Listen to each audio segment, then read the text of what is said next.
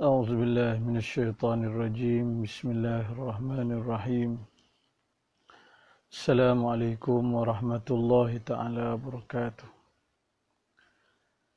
بسم الله والحمد لله والصلاة والسلام على رسول الله وعلى آله وصحبه ومن والاه رب اشرح لي صدري ويسر لي أمري واحلل عقدة من لساني يفقهوا قولي سبحانك لا علم لنا إلا ما علمتنا إنك أنت العليم الحكيم ولا حول ولا قوة إلا بالله العلي العظيم أما بعد. Alhamdulillah, syukur pada Allah Subhanahu wa taala, kita pada hari ini memasuki hari yang ke-27 Ramadan. Hari yang ke-27 Ramadan, berbaki kurang lebih 3 hari lagi untuk kita menghabiskan Ramadan pada tahun ini. Dan mudah-mudahan tuan-tuan yang dirahmati Allah Subhanahu wa taala sekalian, pada malam tadi kita diberi kesempatan oleh Allah Subhanahu wa taala untuk kita menghidupkan malam tadi dengan tahajudnya, dengan taubatnya, dengan ibadah kita kepada Allah Subhanahu wa taala. Sebab dalam 10 malam akhir ini, istilah yang mudah kita sebutnya, antara malam yang paling popular mengikut perbincangan para ulama adalah pada malam 27. Dan biasanya mengikut apa yang disebut oleh para tuan-tuan guru, biasa kalau malam Lailatul Qadar itulah dia jadi mengantuk tu lain macam sikit.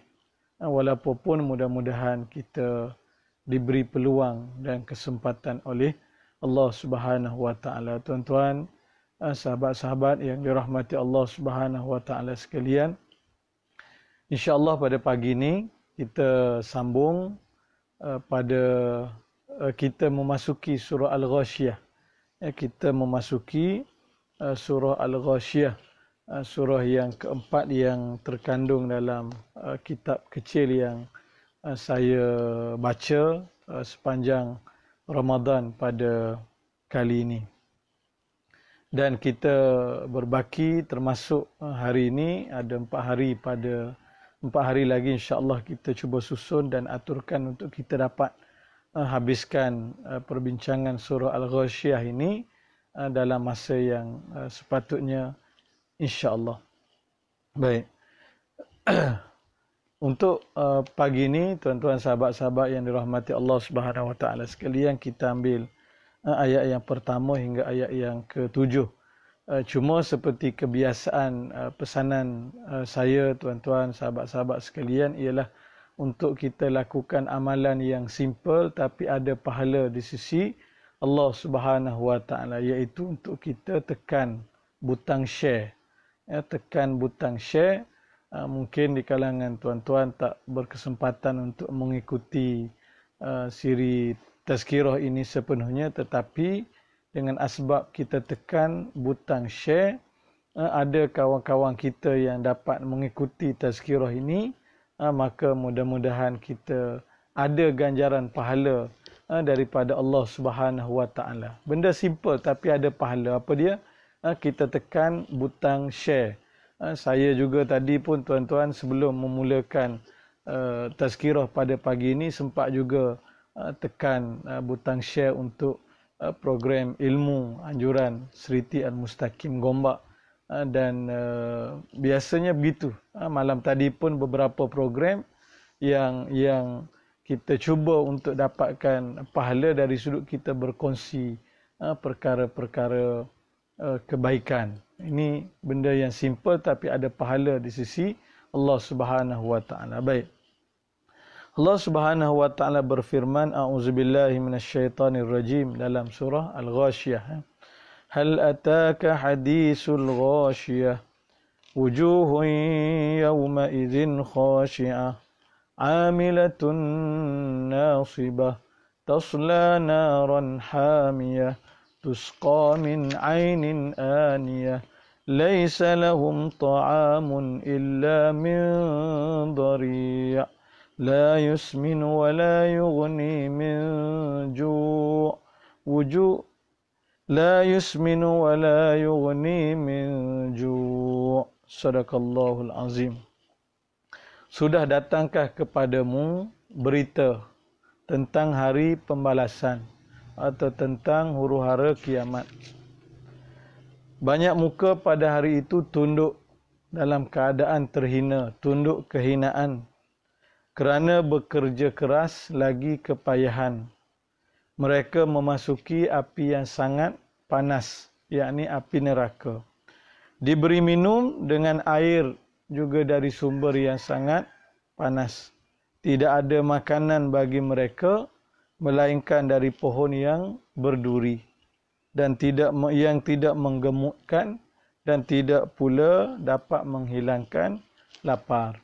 Tuan-tuan sahabat-sahabat yang dirahmati Allah Subhanahu wa taala sekalian, saya tulis pada bahagian caption perbincangan pada pagi ini ialah berkenaan dengan malapetaka kiamat dan juga keadaan ahli-ahli neraka.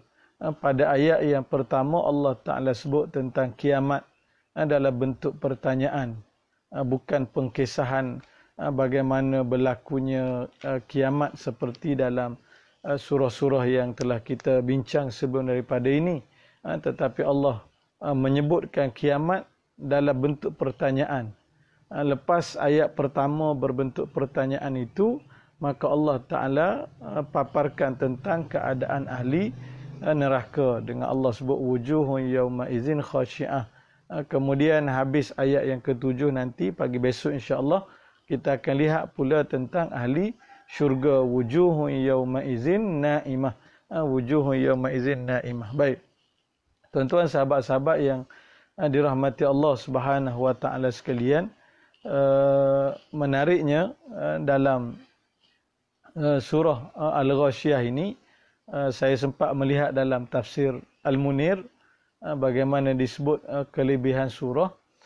Surah ini ada hadis Nabi sallallahu alaihi wasallam yang menyatakan bahawa baginda sallallahu alaihi wasallam membaca surah Al-A'la, iaitu Sabbihisma rabbikal a'la, dan juga surah Al-Ghasyiyah pada hari raya, pada hari raya. Mengapa saya sebut sebagai permulaan, tuan-tuan sahabat-sahabat sekalian? Sebab sebahagian daripada kita ini untuk hari raya nanti, kalau ikut takwimnya, jatuh pada hari Ahad. Kalau tak salah saya lah, jatuh kepada hari Ahad. Maknanya Ramadan tahun ini kita dijadualkan, dijangka kita berpuasa selama 30 hari. Jadi rayanya jatuh hari Ahad. Dia tak akan jadi hari Isnin, itu tak jadilah bulan Islam. Dia sama ada 29 ataupun 30. Baik. Apa kaitannya? Kaitannya ialah raya kali ini, seperti yang telah diwawarkan dan kita sedia maklum, raya kali ini masing-masing akan berhari raya, yakni tunaikan solat hari raya di rumah masing-masing. Kerana kehadiran di masjid dan sebagainya masih dalam angka yang tersangat minimum, maka kebanyakan kita dijangka akan mengimamkan solat sunat hari raya di rumah masing-masing. Maka Nabi SAW sebut antara surah yang dibaca pada hari raya adalah surah Al-A'la. Surah Al-A'la, Sabbihisma rabbikal a'la, pada rakaat yang pertama, dan pada rakaat yang kedua kita baca surah Hal ataka hadisul ghasyiyah. Ada hadisnya itu. Takut tak ingatlah nak baca surah Al-A'la dan surah Al-Ghasyiyah. Tak ingat, tak ada masalah. Itu ada hadis. Kan? Ada hadis, kalau kita baca, kita beramal dengan pesanan Nabi sallallahu alaihi wasallam. Ada nasnya untuk kita baca surah itu. Tapi kalau kita tak baca surah itu, jawabnya tak ada masalah. Kan? Tak ada masalah. Allah sebut faqra'u ma tayassara minal Quran. Bacalah mana yang mudah dalam daripada Al-Quran. Cuma yang saya sebut ni oleh kerana kita baca, kita berbincang tentang surah Al-Ghasyiyah, kebetulan pula ada hadis yang menyatakan bahawa Nabi ketika hari raya Nabi membaca Al-A'la dan juga Al-Ghasyiyah, maka saya cuba kongsikan, mudah-mudahan kita dapat baca surah ini, surah Al-Ghasyiyah dan juga surah Al-A'la. Kalau rasa tak ingat, ambil lah Al-Kafirun, Al-Ikhlas, tak ada masalah kan. Jangan sampai kita rasa tak pandai nak mengimamkan solat hari raya, kita berpakat tak ambil peluang untuk kita tunaikan solat sunat hari raya. Jangan. Ini peluang untuk kita belajar, untuk kita jadi imam. Dia ada berbeza dengan solat sunat yang lain kerana dia ada takbirnya pula. Dalam rakaat pertama ada 7 kali takbir, rakaat yang kedua ada pula 5 kali takbir. Itu sedikit mukadimah tentang surah Al-Ghasyiyah. Baik. Kemudian tuan-tuan sahabat-sahabat yang dirahmati Allah Subhanahu wa taala sekalian, Allah Taala memulakan dengan pertanyaan, hal ataka hadisul ghasyiyah. Allah Subhanahu wa taala memulakan dengan pertanyaan, tidakkah datang kepada kamu tentang Al-Ghasyiyah, yakni tentang hari pembalasan ataupun hari kiamat, huru-hara kiamat. Tidakkah datang kepada kamu hari pembalasan ini, hari kiamat ini? Kan? Pertanyaan ini, tuan-tuan sekalian, disebut dalam kitab-kitab. Pertanyaan ini bukan pertanyaan yang menuntut kepada jawapan. Tapi pertanyaan ini dengan tujuan at-tanbih, nak tarik perhatian. Nak tarik perhatian. Bahkan ini antara uslub-uslub pendekatan yang ada dalam Al-Quran, dalam hadis Nabi sallallahu alaihi wasallam. Ada ketikanya Nabi bila nak menjelaskan sesuatu, Nabi mengajukan persoalan.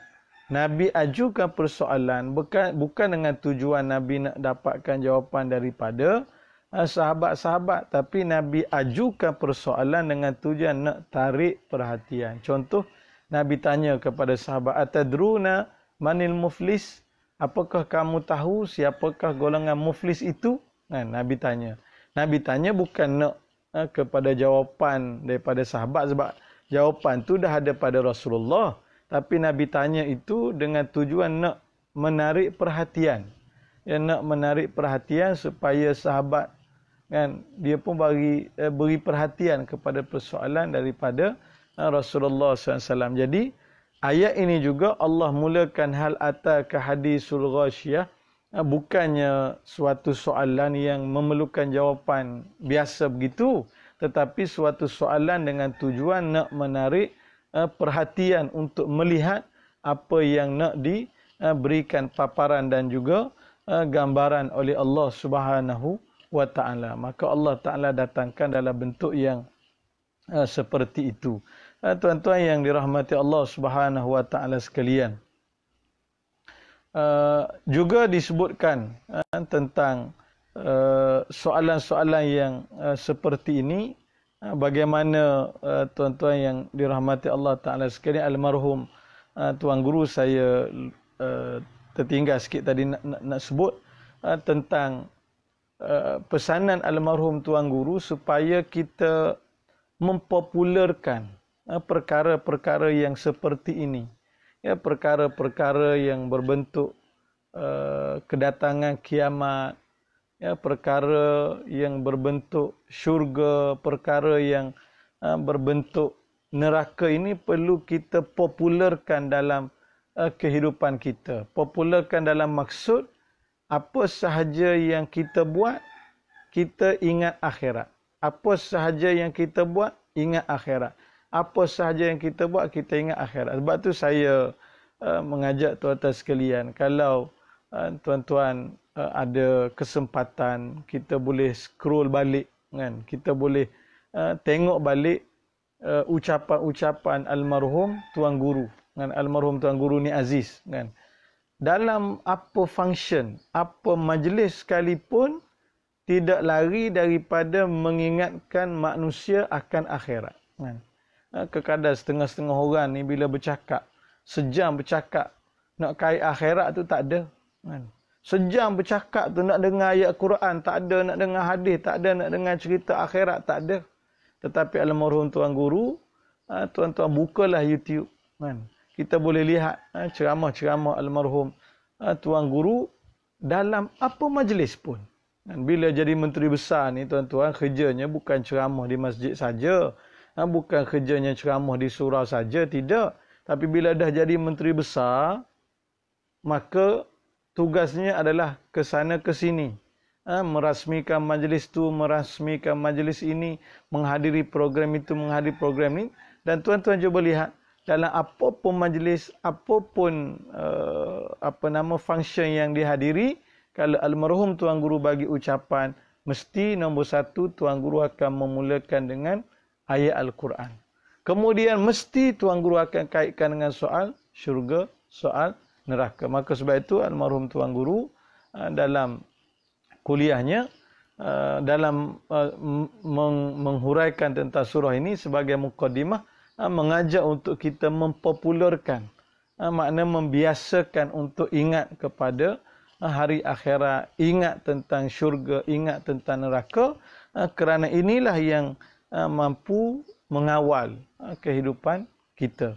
Maka ayat-ayat yang seperti ini yang menjadi kelaziman kita baca, maka ayat inilah yang kita bawa dalam bentuk harian kita. Kita mempopularkan tentang Islam itu, mempopularkan ajaran Islam. Di samping kita mengamalkan ajaran-ajaran Islam, kita juga membiasakan. Sebab itu kita selalu sebut dengan dalam berniaga pun kena ingat akhirat. Orang politik dalam berpolitik pun ingat akhirat. Orang yang bekerja dalam apa jua bidang pekerjaan pun sentiasa ingat kepada akhirat. Kerana inilah perkara yang mesti kita biasakan. Ini disebut oleh almarhum Tuan Guru supaya kita sentiasa mempopularkan, membiasakan dengan perkara-perkara seperti ini. Ada kadang setengah orang dia kata tak boleh sebut banyak-banyak sangat soal akhirat ni, pas bila nak maju kan. Sebut banyak tentang azab api neraka, pas bila orang nak termotivasi ni kadang masalah juga kan. Mereka tak tahulah apa yang mereka fikir sampai mereka memandang pada sudut yang negatif bila banyak berbicara tentang akhirat. Seolah-olah bila banyak bicara tentang akhirat, nak maju macam mana? Bila banyak cerita tentang soal api neraka, maka nak dapat motivasi macam mana? Ini orang yang mereka tidak memahami.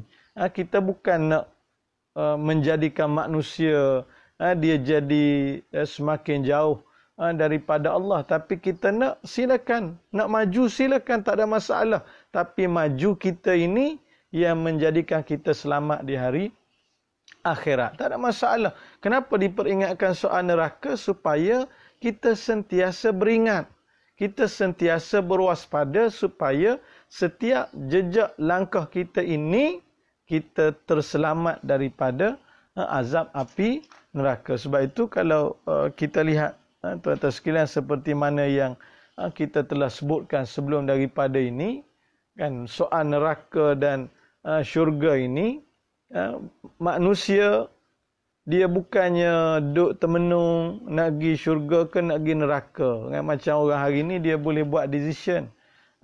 Katalah sekarang ni ramai saya baca kan, dalam Facebook kan, ramai penuh pengharapan supaya masjid dibenarkan untuk menerima lebih ramai jemaahnya.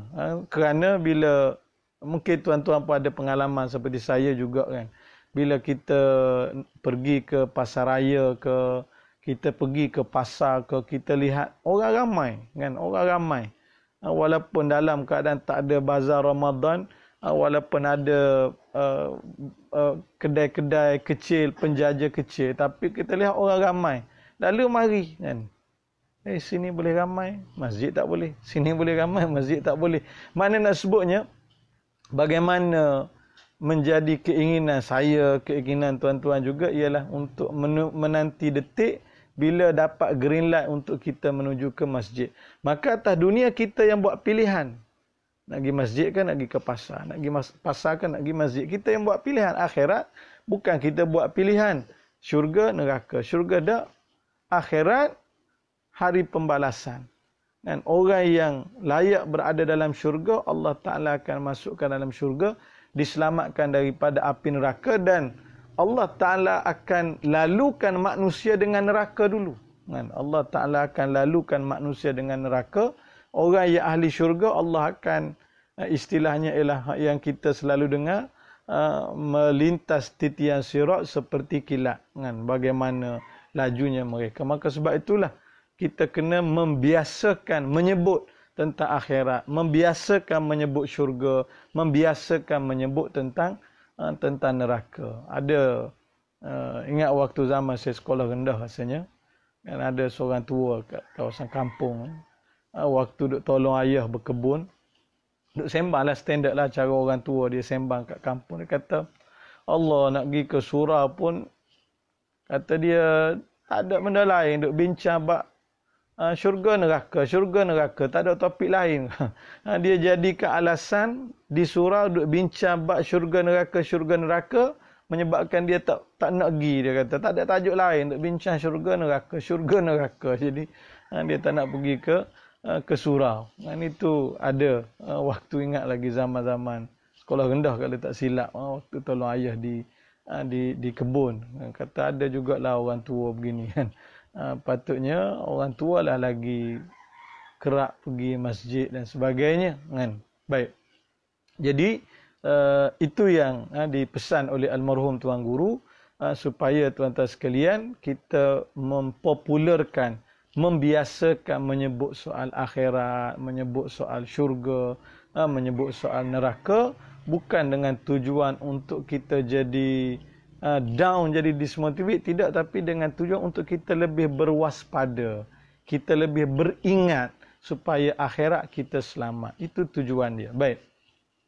Kemudian tuan-tuan yang dirahmati Allah Subhanahu wa taala sekalian, sebelum daripada ini saya pernah sebut dengan Allah Taala dalam Quran. Allah Taala cerita ahli syurga, ahli neraka. Kita akan lihat bila Allah Taala cerita ahli syurga, mesti Allah Ta'ala akan cerita ahli neraka. Baki lagi yang pernah kita sebut sebelum daripada ni, ada waktu Allah cerita ahli syurga dahulu, ada waktu Allah cerita tentang ahli neraka. Dan ada waktu Allah cerita ahli syurga, ada waktu Allah cerita ahli neraka. Dan ayat ni pula Allah Ta'ala cerita dulu tentang ahli neraka, kemudian Allah cerita ahli syurga. Menarik apa yang disebut dalam tafsir Al-Munir. Dalam tafsir Al-Munir, mengapa didahulukan pengkisahan ahli neraka sebelum nak cerita ahli syurga. Maknanya bila Allah Ta'ala kata, telah datangkah kepada kamu hari kiamat, kemudian ayat kedua, wujuh yawma idzin khasyi'ah, maka wajah-wajah mereka tunduk kehinaan, merujuk kepada ahli neraka. Jadi timbul persoalan. Saya pun terfikir dalam surah ini, lalu tengok kan, kenapa Allah mulakan terlebih dahulu dengan ahli neraka? Kenapa tidak mula dengan ahli syurga? Maka jawabnya, dimulakan terlebih dahulu dengan ahli neraka, disesuaikan dengan al-ghasyiyah itu. Kerana al-ghasyiyah itu merujuk kepada huru hara malapetaka kiamat, maka yang selayaknya merasai huru hara malapetaka ini ialah ahli-ahli neraka, orang-orang kafir, orang-orang yang ingkar kepada Allah Subhanahu wa taala. Maka itu dia punya rahsia yang disebut dalam kitab kenapa didahulukan ahli neraka berbanding dengan ahli syurga, kerana menyesuaikan dengan al-ghasyiyah itu yang sifatnya hari huru hara malapetaka kiamat.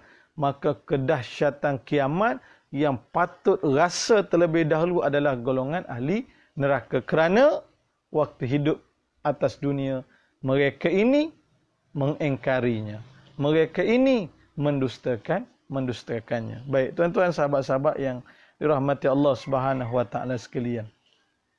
Allah Taala sebut tentang ahli neraka dalam bentuk wujuhun yauma izin khasyiah. Manusia yang engkar atas muka dunia ini, mereka ini dalam keadaan khasyiah, dalam keadaan tunduk. Sebab tu dia gini kaedah dia dalam Quran, kita tak boleh tengok pada makna bahasa sahaja. Contoh kan, khasyi' ni daripada perkataan khusyuk. Qad aflahal mu'minun allazina hum fi salatihim khasyi'un. Khasyi' kan, khasyi'un dalam konteks solat ni hati yang khusyuk. Tapi dalam konteks ini tunduk, tapi tunduk bukannya khusyuk, tapi tunduk yang terhina. Senang je kita nak faham tuan-tuan. Orang yang bersalah dia akan tunduk mukanya, dia akan sembunyikan mukanya. Pernah tak kita tengok keadaan orang yang tunduk muka? Jawab dia, kita boleh katakan hampir tiap-tiap malam mungkin kita lihat dalam berita. Bila ada paparan berita tentang orang-orang dihadapkan ke mahkamah. Si fulan bin si fulan telah dihadapkan ke mahkamah kerana kesalahan begini-begini. Maka ada yang bila dihadapkan ke mahkamah, ada tu dia nak senyum, tengok dekat kameraman senyum, ada? Tak ada. Mana mau nak senyumnya, tunduk dia. Dia akan tunduk muka. Kenapa? Malu. Kenapa? Rasa hina. Tu bawah atas dunia. Kita boleh lihat. Apatah lagi kalau orang yang melibatkan ada nama sebagai contoh lagilah. Dia kalau boleh bila dia tutup muka tu orang tak nampak muka dia. Ini kita boleh lihat dalam TV pun kita biasa tengok bila ada cerita tentang orang yang dibawa ke mahkamah. Kenapa tunduk? Kenapa dia tunduk? Jawab dia malu. Kenapa dia tunduk? Sebab hina. Maka begitulah yang akan berlaku di hari akhirat. Mereka-mereka yang Allah Ta'ala akan heret masuk dalam neraka, khasyiah. Mereka dalam keadaan tunduk, dalam keadaan hina. Walaupun atas dunia dulu mereka istilah Kelantan kata manggok molek kan. Berjalan tu tunjuk dada lah. Bila boleh buat jahat tu mereka gelak dan sebagainya. Mereka seronok atas dunia. Akhirat tertunduk mereka. Rasa hinanya mereka. Rasa malunya mereka. Setibanya di hari akhirat nanti mereka dalam keadaan tertunduk. Kata almarhum Tuan Guru. Mereka dalam keadaan tertunduk, penyesalan, kehinaan dan sebagainya. Atas dunia seronok macam hari ni lah kadang kita tengok. Nak tahu seronok tak seronok paling senang kalau gambaran kelab-kelab malam. Saya yakin tuan-tuan sama dengan saya juga tak pernah masuk kelab malam kan. Tak pernah masuk kelab malam. Habis tengok mana? Tengok kadang bila drama TV tunjuk kelab malam kan. Bila drama TV tunjuk kelab malam, duk seronok, duk menari, berjoget apa semua dalam keadaan bercampur laki-laki, perempuan dengan lampu lilap-lilap dan sebagainya. Nampak seronok, seronok. Seronok atas dunia, akhirat khasyiah. Mereka dalam keadaan tertunduk malu. Keingkaran mereka semasa hayat di dunia akan memberikan kesan yang amat buruk kepada mereka di hari akhirat. Mereka seronok atas dunia, gembira bukan main atas dunia. Tapi di hari akhirat, mereka akan tertunduk malu. Tunduk kehinaan dan seperti yang saya sebut tadilah, tuan-tuan sahabat sekalian, gambaran tunduk kehinaan tu seperti yang kita boleh lihat orang-orang yang bersalah bila dibawa ke mahkamah, mereka tunduk kan. Walaupun kamera ni duk nak intan, nak cari ruang nak snap gambar, dia tunduk lagi, dia tak nak muka dia dilihat. Kenapa? Malu. Kenapa? Hina. Maka lebih-lebih lagilah mereka akan rasai di hari kiamat nanti. Walaupun atas dunia mereka rasa seronok, gembira dan sebagainya, tapi kalaulah mereka ingkar kepada Allah, ini yang mereka akan hadapi. Amilatun nasibah, kerana mereka bekerja keras. Mereka atas dunia ni istilahnya tak khabar ingat hidup. Siang malam duk buat tu buat ni, macam-macam benda-benda yang mereka buat. Dan kalau sifatnya itu sifatnya bertentangan dengan perintah Allah Ta'ala, maka istilah Kelantan kata penat saja. Atas dunia siang malam, kerja pagi petang, siang malam dan sebagainya. Tapi mereka lupa pada Allah. Pagi petang tak ada rehat, mereka lupa kepada hari akhirat, maka atas dunia penat bukan main, menghadap Allah dalam keadaan tertunduk malu. Dalam keadaan tertunduk malu. Ada dalam tafsir juga menyatakan bahawa golongan ini golongan ini adalah golongan yang rugi di hari akhirat.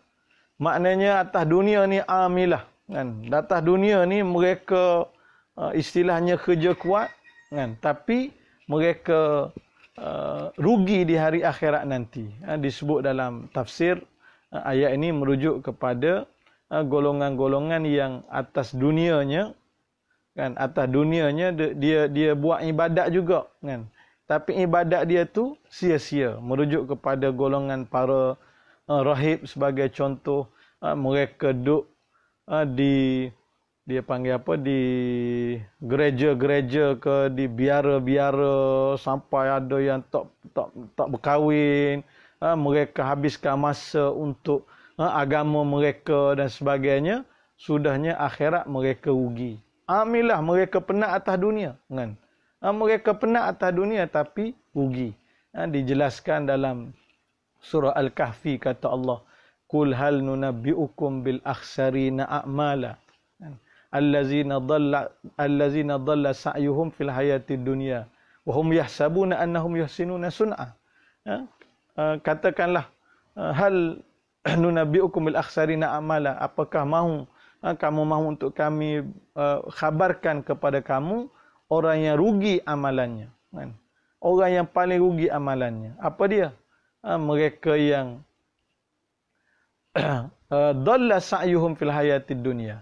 Orang yang segala usaha mereka ini dhalla, tak ada nilai di sisi Allah Ta'ala. Wa hum yahsabuna annahum yuhsinuna sun'a. Bahkan mereka menyangka bahawa mereka telah buat benda yang baik. Orang kata penat saja, letih saja, pahalanya tak ada kan.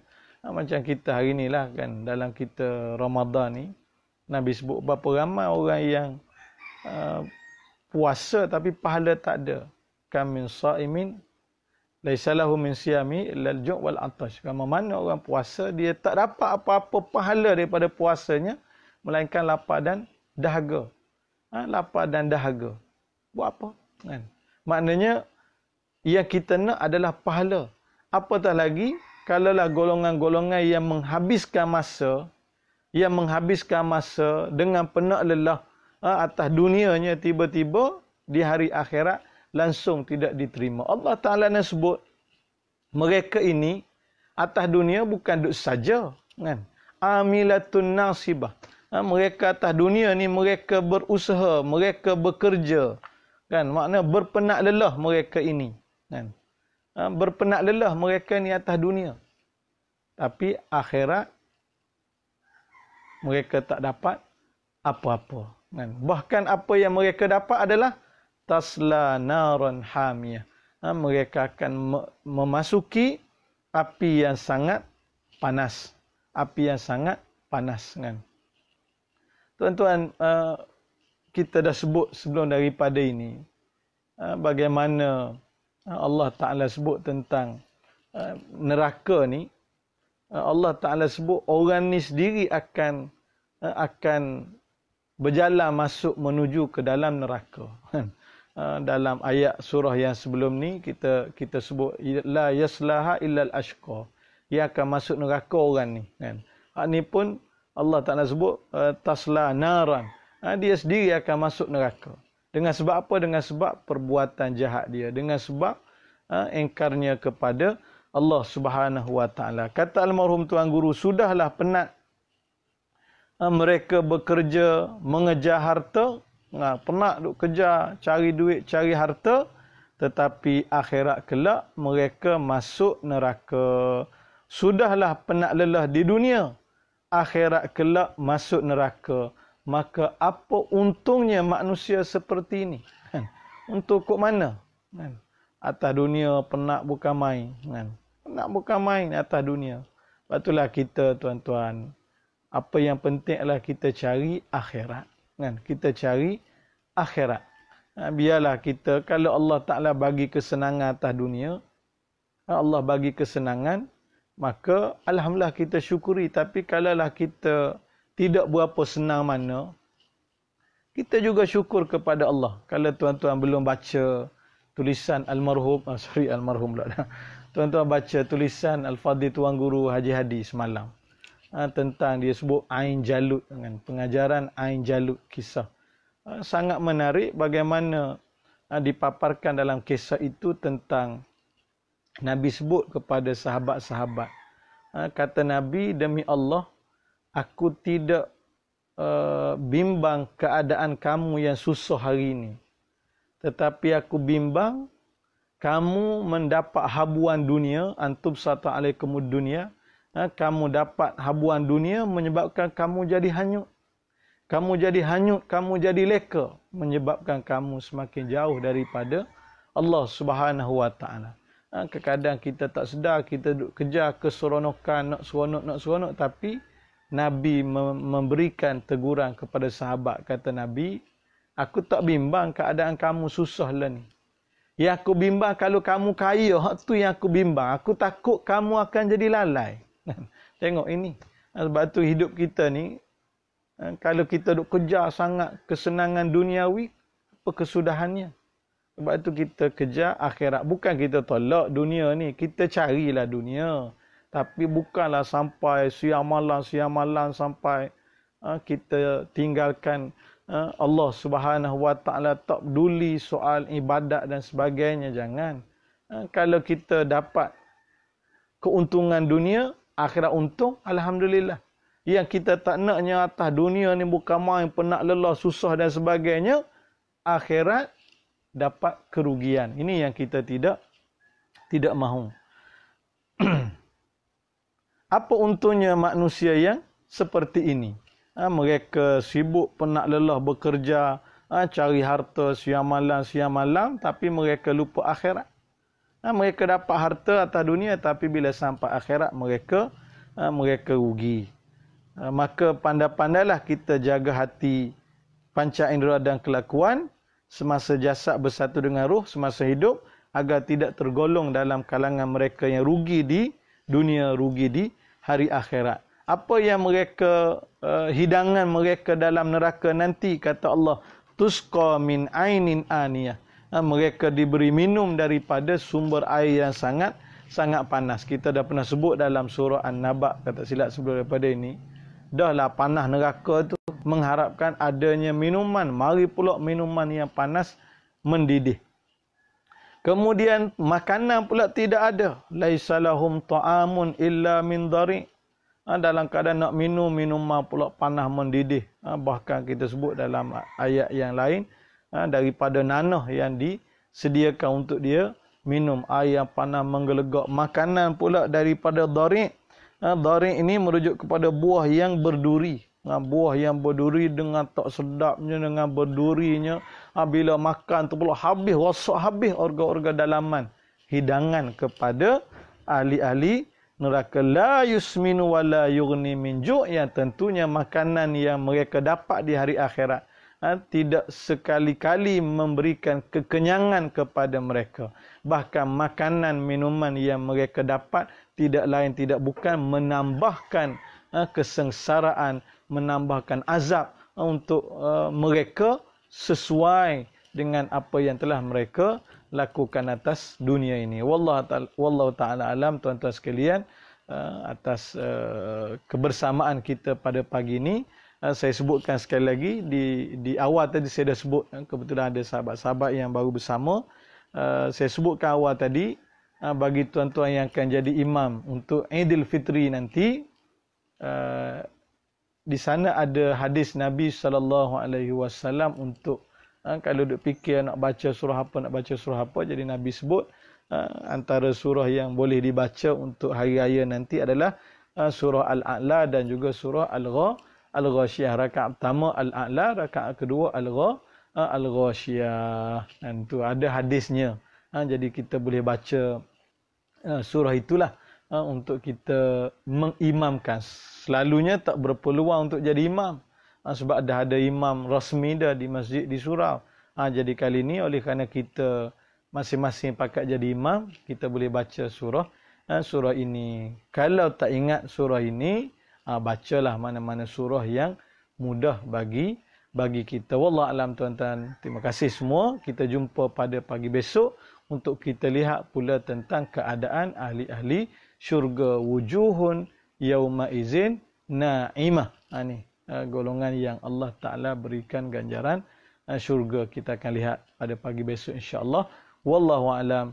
Sahabat-sahabat sekalian, jangan lupa hidupkan hari ini dengan ibadah kita, termasuk juga sumbangan derma, infak dan sebagainya. Mudah-mudahan pahala berganda diberikan oleh Allah. Assalamualaikum warahmatullahi wabarakatuh.